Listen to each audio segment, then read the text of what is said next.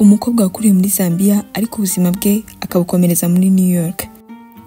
Akaba yari umwana w'umudiplomate ukoreraga umuryango w'abibumbye. Bisobanuye ko yakuriye mu muryango w'abanyabwenge. Ngendumuhoza Giselle, iyi nayo ni The Light TV. Ndagushimiye wakoze subscribe nawe utarayikora uyikore kugira ngo turusheho kwaguka. Dikomat yerekana ko imyaka ari umubare gusa. Dore inkuru y'umujyanama mu myambarire ukorera New York. Ari kumenyekana cyane ku mbuga nkoranyambaga abinyujije mu mafoto ye akwirakwizwa cyane yise The Granny Series, aho agaragaza nyirakuru mu buryo butunguranye bwo guhinduka umunyamideli w'icyitegererezo. Byose bikorerwa mu murima wa nyirakuru muri Zambia. Ayo mafoto yahinduye uyu mukecuru w'imyaka 82 kuba icyamamare ku mbuga nkoranyambaga. Uyu mukobwa yemeza ko kuba umunyamideli yabikuye kuri se witabye Imana. Akiri muto yakundaga kureba imipira n'udushati ise yajyaga yambara ajya ku kazi.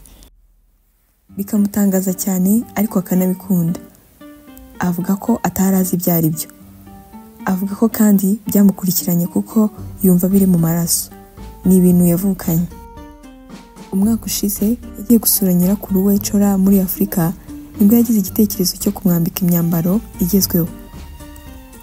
Dikomat agira ati, nari ndi iwacu muri Zambia kandi iyo ndi mu biruhuko mba najyanye imyambaro itandukanye. Sinigeze nambara byose. Nibwo navuze nti reka njye kwiyambikira nyogokuru. Namusanze mu murima ndamubwira nti, mama ndashaka kukwambika. Aransubiza ati, nibyo, reka tubikore. Twabanje kumwambika sambre itukura ya Adidas n'ikamba rya zahabu. Ako kanya nkibipostinga byahise bisakara ku mbuga nkoranyambaga hose. Uyu mukobwa avuga ko nyirakuru ari umuntu woroshye ariko kandi afite igitsure. Yaramubwiye ati, ibi nzabikomeza ariko niba umpemba, kuko sinemera ko abantu bareba nta kintu mbona. Uyu mukecuru azi ubwenge. Dikomat yemeje ko bifata amasaha 3 gufata amafoto ya nyirakuru yerekana imideli, kuko ngo bagomba gufata akaruhuko, akanywa amazi, akarya akaboga. Ati ni diva, ni umunyacyubahiro, kuko hari igihe abanza gusinzira yabyuka agasubira gufotorwa. Ibi ni bimwe mu byerekana ishusho nshya ya Afurika. Dikomat yavuze ko kubona nyirakuru ku gifuniko cy'ikinyamakuru gikomeye bituma abantu babona Afurika mu buryo bushya bitandukanye nuko bayumvaga mbere.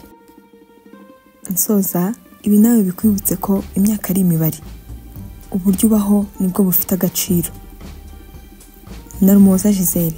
Ahandi wasanga ni kuri Instagram, aho wandikamo Muhoza Giselle Official. Imana ibarinde.